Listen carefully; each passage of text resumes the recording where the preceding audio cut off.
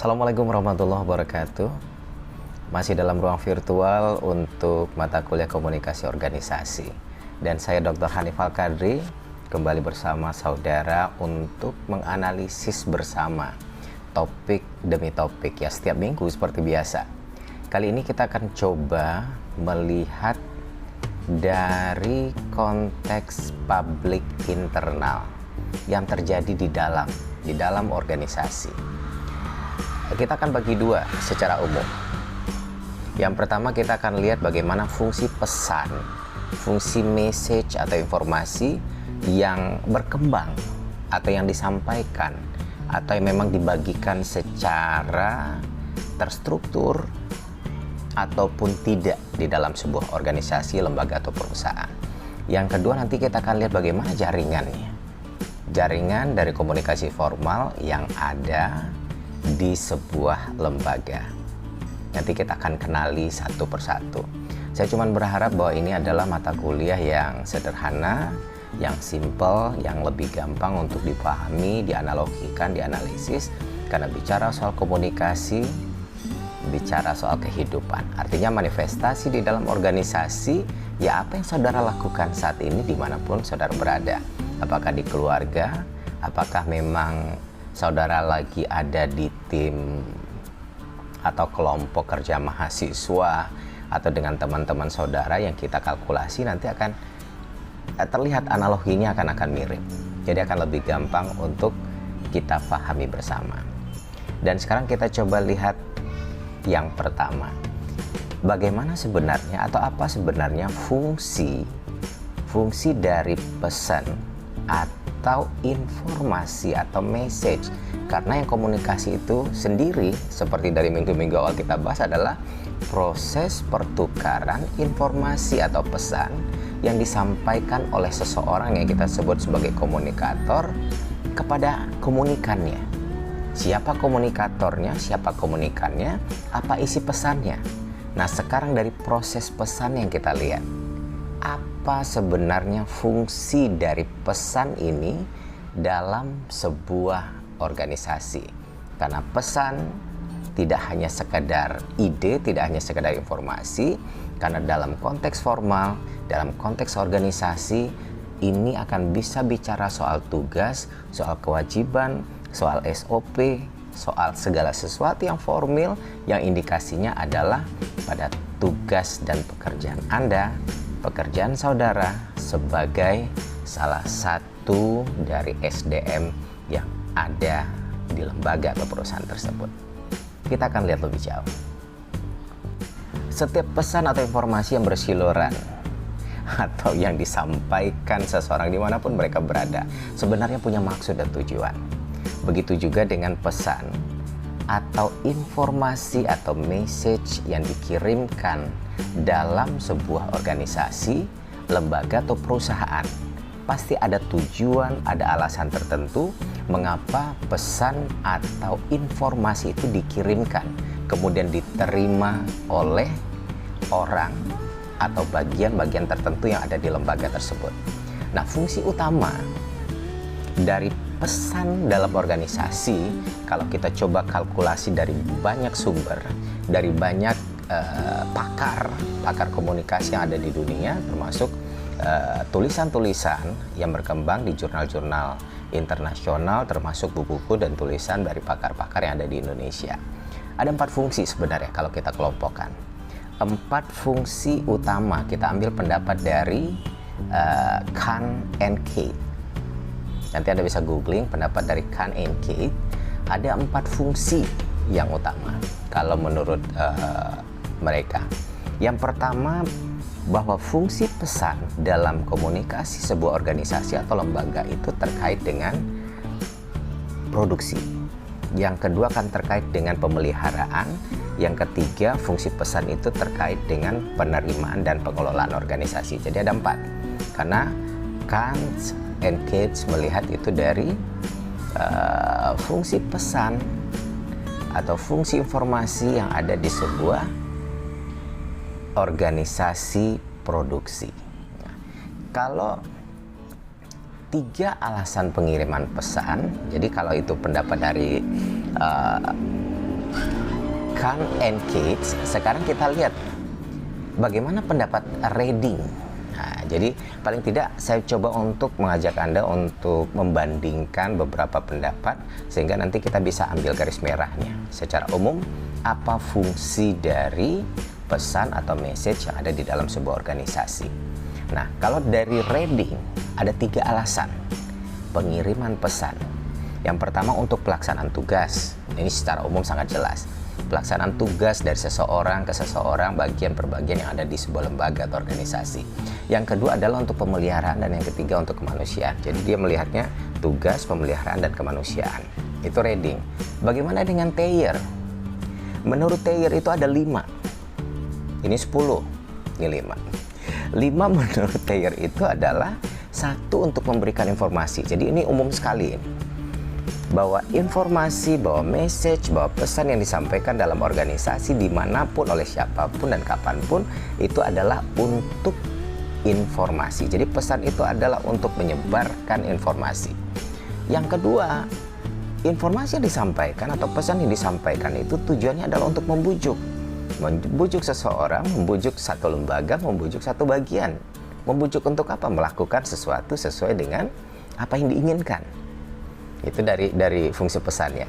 Yang ketiga, dia melihat dari garis perintah bahwa pesan, bahwa message yang disampaikan adalah bermaksud untuk memberikan perintah. Yang keempat, memberikan instruksi. Yang kelima adalah mengintegrasikan organisasi. Jadi organisasi yang terdiri dari bagian per bagian diintegrasikan semuanya menjadi satu kesatuan untuk mencapai tujuan dalam proses kerja hanya bisa melalui fungsi-fungsi komunikasi, dan itu adalah fungsi dari pesan atau message, karena komunikasi itu intinya adalah ya di pesannya itu sendiri, proses pertukaran pesan. Makanya Thayer ini mengambil maksud yang kelima itu adalah untuk integrasi organisasi. Dan biasanya memang pendapat Thayer ini sangat umum dan dia bisa digunakan, dipakai oleh siapapun dalam menyepakati atau melihat fungsi pesan dalam setiap organisasi dalam lini atau kondisi apapun. Tapi saya masih punya beberapa, saya ambil satu lagi paling tidak untuk membandingkan perspektifnya untuk saudara tentang fungsi pesan atau message dalam proses komunikasi dalam organisasi. Satu lagi seperti yang saya janjikan tadi, satu pendapat lagi untuk pembanding buat saudara. Bagaimana melihat fungsi pesan, fungsi utama dari sebuah pesan atau informasi yang berkembang atau yang dikirimkan dalam sebuah lembaga atau organisasi. Ini saya ambil pendapat dari Greenbaum. Greenbaum menjelaskan 4 fungsi utama dari pesan yang terkirim sengaja ataupun tidak yang ada di dalam sebuah perusahaan atau organisasi. Katanya adalah fungsi pertama untuk mengatur segala sesuatu, termasuk mengatur perilaku, mengatur pekerjaan, mengatur pola yang terjadi dalam sebuah organisasi sehingga mereka bekerja sesuai dengan aturan-aturan yang ada. Itu dilakukan melalui proses komunikasi. Jadi fungsi pesan yang ada di situ adalah untuk mengatur. Yang kedua adalah untuk melakukan pembaharuan. Bahwa melalui pesan segala sesuatu yang sifatnya untuk memperbaharui itu bisa dilakukan. Artinya informasi-informasi itulah yang akan disebarkan sehingga pembaruan terjadi dalam organisasi tersebut. Dan yang ketiga adalah integrasi. Sama halnya dengan apa yang disampaikan Thayer tadi, bahwa yang organisasi itu adalah bagian-bagian yang terpisah. Artinya mereka melakukan bagian-bagian masing-masing, tetapi yang nama organisasi adalah satu kesatuan, tidak mungkin secara parsial akan bekerja sendiri karena tujuan utamanya adalah tujuan organisasi. Nah, bagaimana mengintegrasikan semuanya adalah melalui fungsi pesan tadi. Nah, dan yang keempat adalah memberikan informasi sekaligus instruksi. Ya jelas sangat masuk akal bahwa bagaimana mungkin instruksi, bagaimana informasi akan bisa ada di sebuah lembaga atau organisasi tanpa pesan, karena pesan itu sendiri fungsinya adalah sebagai informasi buat semua orang, sebagai instruksi juga untuk melakukan apa, di mana, kapan, dan seperti apa. Jadi sama aja dengan pesan saya sekarang, misalnya pesan kepada saudara untuk menganalisis tugas ini, membaca secara baik, kemudian mendesainnya, menganalisisnya secara sederhana, dan membuat kemudian dalam bentuk versi video tugas sederhana. Ini juga fungsi instruksi namanya.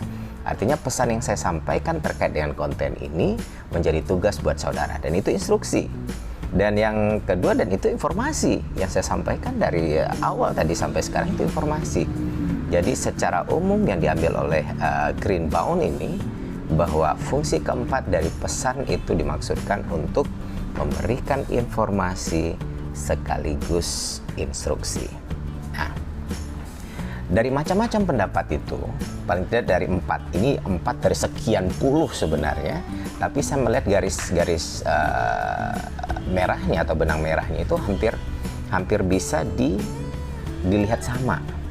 Makanya dari 4 ini yang agak-agak sedikit punya perbedaan-perbedaan, saya ajak Anda untuk menganalisisnya satu persatu. Nah, dari macam-macam pendapat itu ada kecenderungan dari tujuan atau fungsi dari pesan walaupun dinyatakan dalam istilah yang berbeda. Nah, 4 fungsi dari pendapat itu yang kita coba lihat secara umum. Yang pertama adalah pesan tugas namanya.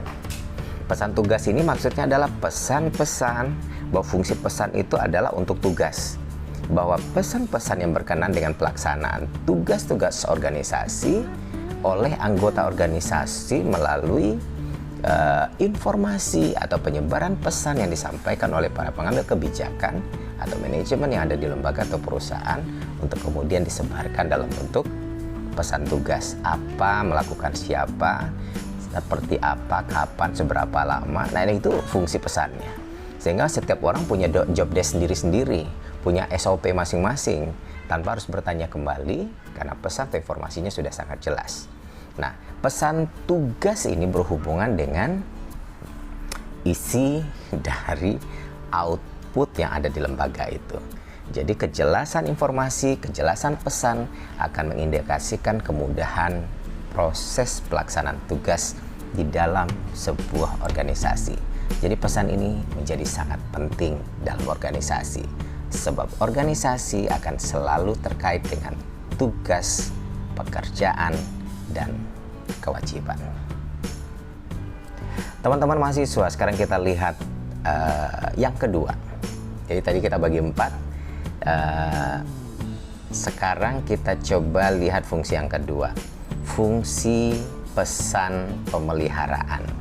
Nah, ini namanya adalah kata pemeliharaan, tentu saja berkenaan dengan kebijaksanaan atau aturan main dari organisasi. Pesan ini membantu organisasi untuk tetap hidup kekal, hidup abadi dalam jangka waktu yang lebih panjang. Nah, pesan pemeliharaan ini berhubungan dengan pencapaian dari output. Jadi bagaimana informasi, bagaimana pesan yang berkembang itu diharapkan mampu menjaga ritme proses komunikasi yang terjadi, interaksi yang terjadi di antara manusia-manusia atau SDM-SDM yang ada di sebuah lembaga. Nah, ini maksudnya memelihara, bahwa melalui pesan itu terpeliharalah semua hubungan itu, sehingga mereka mengerjakan tugas demi tugas sesuai dengan bagian per bagian, sesuai dengan job desk-nya sendiri-sendiri. Karena apa? Sudah ada aturan main, sudah ada semua hal yang disiapkan, didesain sedemikian rupa oleh pengambil kebijakan, oleh lembaga, oleh perusahaan, kemudian diturunkan melalui pesan atau organisasi, pesan atau informasi yang sudah sesuai dengan jobnya masing-masing. Dan itu akan membuat kehidupan sebuah lembaga menjadi lebih lama. Kenapa? Semua arus pesannya sangat baik, sangat jelas, sangat clear, dan itu terilustrasi dengan sangat baik pula. Dan semua orang akan berdedikasi, akan melakukan pekerjaan dan tugasnya sesuai dengan instruksi yang ada, dengan pesan atau informasi yang sudah berkembang. Jadi kelihatan betul sebenarnya fungsi pesan itu adalah fungsi pemeliharaan, sehingga intensitasnya menjadi sangat terukur, Setiap orang bekerja sesuai dengan aturan main yang ada. Ketika ada persoalan, maka dia akan tahu bertanya kepada siapa, akan menanyakan apa, akan menyelesaikan kapan dan di mana. Nah, itu yang kedua, fungsi pemeliharaan. Fungsi yang ketiga ada kaitannya dengan fungsi kemanusiaan, karena yang mengerjakannya adalah manusia dan nilai-nilai humanis di dalamnya. Artinya gini, fungsi kemanusiaan langsung diarahkan kepada orang-orang yang memang ada di dalam sebuah lembaga atau organisasi dengan mempertimbangkan sikap mereka, kepuasan mereka, budaya mereka, pemenuhan kebutuhan, hak dan kewajiban dan hak. Artinya gini, yang membuat sebuah lembaga hidup, yang membuat sebuah lembaga bertahan, yang membuat sebuah lembaga itu akhirnya establish, itu adalah kinerja dari orang-orang, dari manusia-manusia yang ada di dalamnya. Nah, fungsi pesan yang ketiga terkait dengan manusianya, kemanusiaannya. Artinya ada kondisi apakah sifatnya verbal atau non verbal yang disampaikan oleh perusahaan atau pengambil kebijakan melalui aturan-aturan main atau kebijakan-kebijakan yang memang sudah dikembangkan, bahwa segala sesuatu ingin diperlihatkan, disebarkanlah informasi yang mengindikasikan untuk memenuhi kebutuhan mereka, bahwa mereka diperhatikan. Misal yang paling simpel saja, bahwa mereka yang bekerja sangat baik, mereka akan mendapatkan reward, dan itu membuat setiap orang bekerja dengan penuh semangat. Mereka merasa dihargai, dan itu salah satu bentuk pesan, fungsi pesan kemanusiaan. Dan yang keempat adalah pesan pembaharuan. Ini menjadikan organisasi akhirnya dapat menyesuaikan diri dengan berbagai pembaharuan, dengan berbagai perubahan-perubahan yang terjadi di dalam lingkungannya. Artinya gini, kalau memang ada satu kondisi, ada yang akan dirubah, ada kebijakan baru, mustahil akan bisa sampai kepada semua orang, ke semua bagian yang ada di lembaga itu tanpa melalui pengiriman sinyal atau pesan verbal ataupun non-verbal, tertulis ataupun tidak. Jadi melalui pesan inilah ternyata fungsi yang paling kuat bagi sebuah organisasi dari pesan itu adalah fungsi pembaruan. Bahwa pembaruan akan terjadi melalui penguatan fungsi-fungsi pesan atau informasi yang disebarkan, yang dikirim secara baik melalui jaringan yang jelas, sehingga setiap orang akan mengikutinya. Kita masuk ke bagian kedua. Bagian kedua untuk melihat jaringan komunikasi formal. Jadi dalam organisasi sebenarnya, dalam sebuah lembaga atau perusahaan, yang jaringan komunikasi formal itu biasanya mengalir dari atas ke bawah, bawah ke atas atau horizontal. Tapi secara umum gini, jaringan komunikasi itu pada prinsipnya dibedakan jaringan komunikasi formal dan informal. Itu yang pertama. Nah, sekarang kita akan lihat dari sisi jaringan formalnya.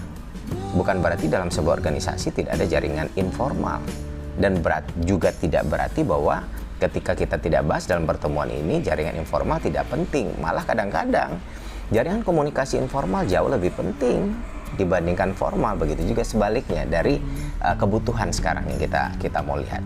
Karena kebetulan aja topiknya terkait dengan jaringan komunikasi formal, maka kita akan coba lihat dari sisi itu, kita ulas bagaimana salurannya ditentukan pada akhirnya dalam konsep formal.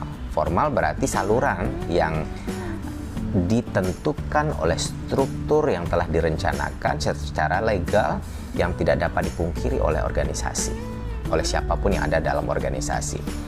Nah, kalau informal itu tentunya tidak direncanakan dan biasanya tidaklah mengikuti struktur organisasi. Nah, sekarang karena ini adalah jaringannya formal, karena organisasi terkait dengan pekerjaan, kita ngekatnya ke bagian itu dulu. Nah, jaringan komunikasi formal itu biasanya mengalir dari ada yang bottom up, ada yang dari atas ke bawah, ada yang selevel atau kita menyebutnya horizontal, atau ada yang pesan arusnya itu diagonal. Nah, kita akan lihat nanti pada konteks ini ada 3 bentuk utama arus pesan atau jaringan pesan dalam komunikasi formal yang mengikuti garis komunikasi dalam struktur organisasi formal. Yang pertama kita coba lihat. Secara umum kita menyebutnya downward communication atau komunikasi kepada bawahan. Kalau kepada bawahan berarti dari atas ke bawah, berarti dari pimpinan ke bawahan.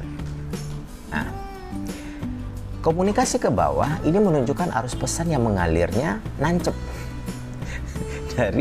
dari pimpinan atau atasan atau pengambil kebijakan kepada para karyawan, pada orang-orang yang ada di bawah kepemimpinannya. Nah, kebanyakan komunikasi ini digunakan tentu saja untuk menyampaikan berbagai pesan, berbagai informasi yang berkenaan dengan tugas-tugas atau perintah. Dan tugas-tugas atau perintah yang dimaksudkan lebih terkoordinasi ke arah pesan yang kita sebut sebagai pesan pemeliharaan tadi. Saya ambil satu pendapat, misalnya pendapat Lewis menyatakan, untuk menyampaikan satu tujuan, satu maksud, untuk merubah sikap, untuk membentuk pendapat, bahkan mengurangi ketakutan seseorang dalam lembaga, bahkan menghilangkan kecurigaan yang timbul karena salah informasi, mencegah kesalahpahaman karena kurang informasi, sekaligus mempersiapkan anggota organisasi untuk menyesuaikan diri dengan perubahan. Itu adalah maksud dari komunikasi ke bawah atau downward communication. Jadi banyak hal, makanya ini termasuk dalam kategori pesan pemeliharaan. Nah, untuk downward communication ini ada beberapa tipe yang harus Anda atau saudara pahamin. Secara umum, komunikasi ini bisa kita klasifikasi menjadi 5. Apa saja itu yang downward? Yang pertama adalah instruksi tugas. Ini pasti namanya juga dari atas ke bawah, ini garis perintah. Artinya pesan yang disampaikan kepada bawahan mengenai apa sebenarnya yang diharapkan mereka dan bagaimana mereka seharusnya melakukan. Itu disampaikan melalui perintah. Oke, kita review kembali yang tadi. Yang jelas gini, tipe komunikasi ke bawah itu kita klasifikasikan menjadi 5. Yang pertama adalah instruksi tugas. Instruksi tugas ini kaitannya adalah bahwa pesan yang disampaikan kepada bawahan mengenai apa yang diharapkan dilakukan oleh mereka para pengambil kebijakan atau pimpinan, dan bagaimana pula para karyawan ini atau pegawai pada akhirnya melakukan pesan itu. Instruksi tugas yang tepat dan langsung itu biasanya cenderung dihubungkan dengan tugas-tugas yang sederhana yang hanya menghendaki keterampilan dan pengalaman minimal, karena instruksinya biasanya cepat. Instruksi, lakukan, perintah, selesaikan. Ya, secara sederhana begitu, berarti terindikasi atau terkait dengan pekerjaan-pekerjaan sederhana yang hanya menghendaki keterampilan dan pengalaman yang minimal.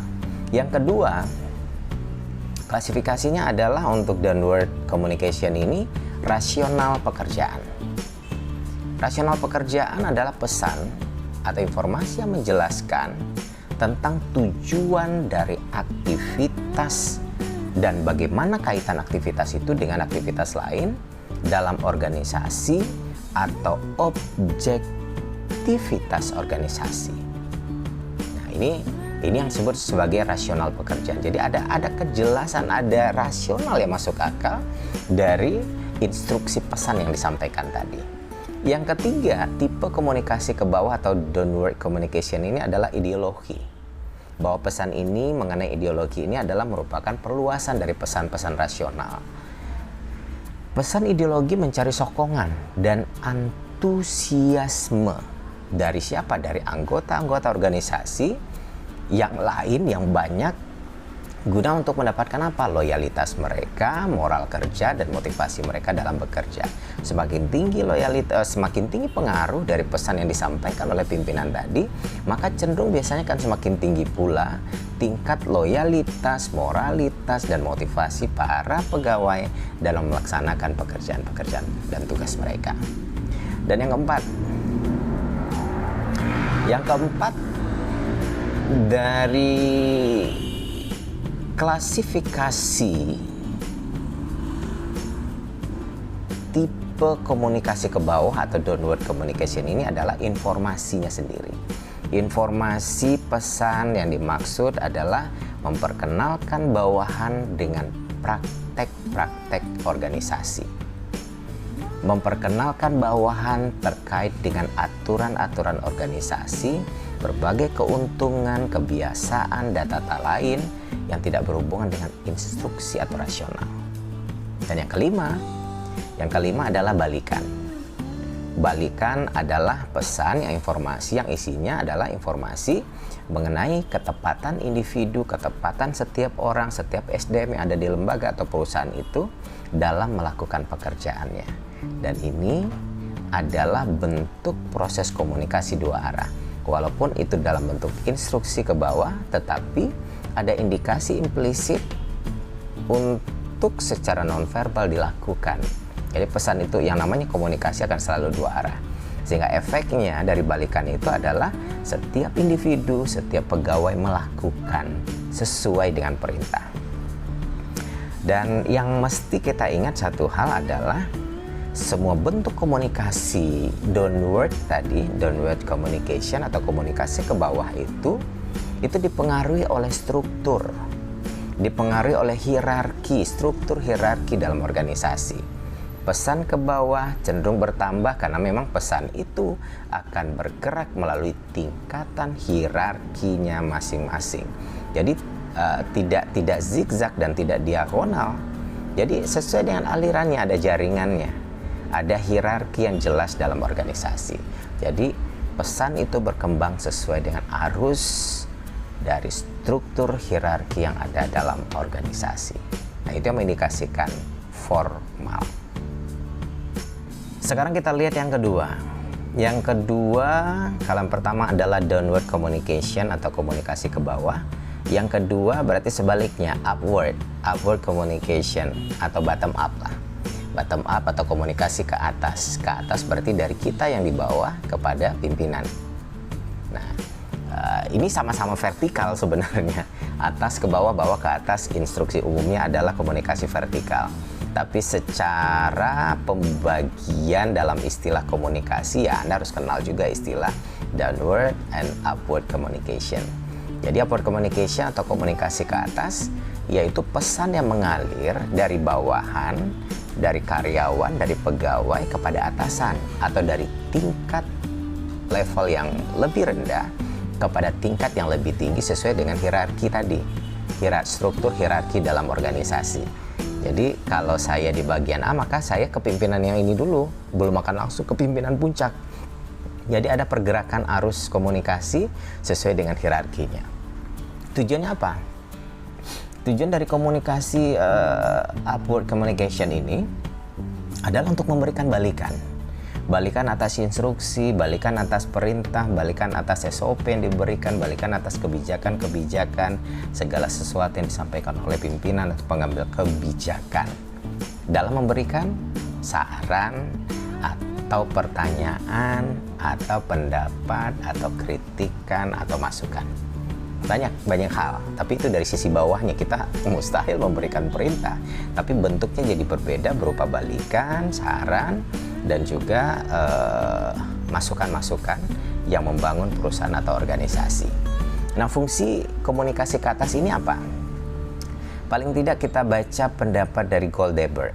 Goldberg menyatakan komunikasi ke atas berfungsi sebagai balikan bagi pimpinan yang memberikan petunjuk tentang keberhasilan satu pesan yang disampaikan kepada bawahan dan dapat memberikan stimulus kepada seluruh orang yang menjadi bawahan tadi atau karyawan atau pegawai untuk berpartisipasi dalam merumuskan pelaksanaan kebijakan, bagi departemennya, bagi bagiannya, bagi lembaganya atau bagian organisasinya secara keseluruhan.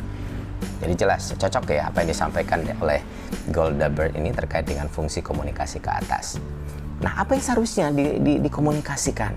Ini menjadi pertanyaan paling dasar dalam komunikasi upward communication ini. Apa yang seharusnya dikomunikasikan ke atas? Kebanyakan hasil analisis penelitian mengenai komunikasi ke atas ini akan mengatakan bahwa supervisor dan pimpinan haruslah mendapatkan informasi dari bawahannya mengenai banyak hal. Kenapa? Karena fungsi utama dari komunikasi itu adalah mendapatkan data, fakta, keinginan, harapan yang ada dari bawah. Dan itu menjadi stimulus untuk membuat sebuah kebijakan-kebijakan yang luar biasa karena memang dari bawah, dari sumber aslinya. Nah, apa yang diharapkan dari supervisor dan pimpinan sehingga harus mendapatkan informasi dari bawah itu melalui komunikasi ini? Satu, apa yang dilakukan oleh bawahan. Yang kedua, menjelaskan masalah pekerjaan yang tidak terpecahkan. Yang ketiga, menawarkan saran atau berbagai ide-ide yang tujuannya adalah untuk menyempurnakan unit atau bagian-bagian dari masing-masing organisasi yang ada secara umum begitulah.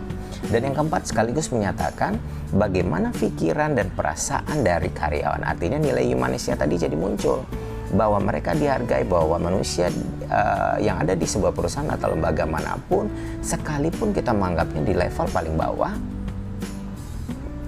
tapi mereka dimaknain sebagai manusia yang punya andil besar untuk membangun lembaga atau perusahaan. Sehingga apa, perasaan mereka didengarkan. Jadi tujuan yang keempatnya adalah menyatakan bagaimana pikiran dan perasaan mereka mengenai pekerjaannya, mengenai teman kerjanya, mengenai perasaannya sendiri, dan mengenai organisasinya. Dan inilah yang menjadi kekuatan bagi pimpinan. Jadi fungsi komunikasi ke atas ini, ketika diharapkan semua informasi tadi menjadi kekuatan bagi pengambil kebijakan dalam mengambil atau menghasilkan kebijakan-kebijakan yang luar biasa. Ada yang harus kita pahami terkait dengan komunikasi ke atas atau upward communication ini, terkait dengan prinsip-prinsipnya. Artinya apa? Dalam menyusun program komunikasi ke atas, ada prinsip yang memang perlu dipedomani oleh pimpinan. Dan prinsip tersebut kalau kita ambil dari beberapa sumber, dan saya lebih cocok dengan apa yang disampaikan oleh Plenty and McShafer yang menyatakan 7 dari prinsip komunikasi ke atas. Yang pertama adalah prinsipnya bahwa program komunikasi, kalau program artinya direncanakan, semua harus sangat terencana. Bahwa program komunikasi ke atas yang efektif harus terencana dengan baik, didesain sedemikian rupa, tidak bisa begitu saja secara informal. Karena kalau secara informal akan bergentayangan sekali masuknya berbagai kritik, saran yang kadang-kadang tidak membangun, tapi justru bisa merusak arus konteks komunikasi yang terjadi.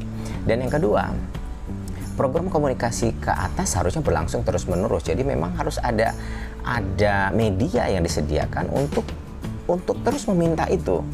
Meminta pendapat, saran, masukan, apa yang dirasakan oleh para karyawan terkait dengan pekerjaan mereka, perasaan mereka terhadap kepuasan mereka, termasuk organisasi secara keseluruhan.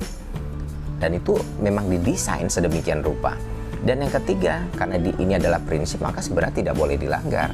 Prinsip komunikasi ke atas yang efektif itu menggunakan saluran yang rutin. Jadi ada saluran rutin yang memang disediakan oleh perusahaan, oleh lembaga atau organisasi.